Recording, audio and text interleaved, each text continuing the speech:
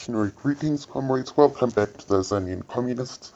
I'm going to be reading out the press statement given out by the Socialist Revolutionary Workers' Party on the Land Act of 1913. The statement was published on the 19th of June 2020. Today marks 107 years since the passing of the Natives Land Act of 1913 by the racist capitalist state in South Africa.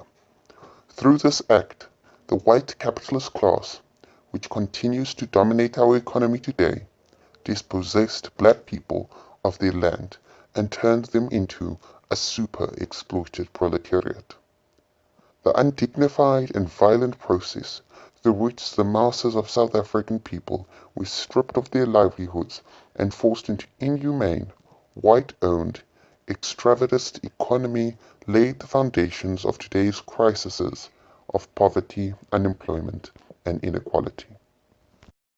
Saul Blakey captures the devastating impact of the 1913 Land Act and its enforcement on South Africa's majority. In his book, he illustrates the following scene. Quote, Mrs. Kagobadi carried a sick baby when the eviction took place, and she had to transfer her darling from the cottage to the jolting ox wagon in which they left the farm. 2 days out, the little one began to sink as a result of the privation and exposure on the road, and the night before we met them, its little soul was released from its earthly bonds. The death of the child added a fresh perplexity to the stricken parents. They had no right or title to the farmlands through which they trekked. They must keep to the public roads, the only places in the country open to the outcasts if they are possessed of a travelling permit. The deceased child had to be buried, but where, when, and how? This young, wandering family decided to dig a grave under the cover of darkness that night, when no one was looking, and that crude manner the dead child was interred, as well as the throbs of torturing anguish in a stolen grave, lest the proprietor of the spot or any of his servants should surprise them in the act. Even criminals dropping straight from the gallows have an undisputed claim of 6 feet of ground on which to rest their criminal remains. But under the cruel operation of the Natives Land Act, little children, whose only crime is that God did not make them white, are sometimes denied that right in their ancestral home. In 2011, almost a century after the Natives Land Act was passed, we see a disturbingly similar status quo among farm workers in South Africa.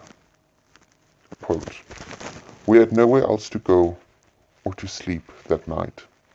We were forced to camp on the side of the road, on the outskirts of Stellenbosch. We slept there in the freezing cold, with only plastic tarpaulins to use as some form of shelter from the elements.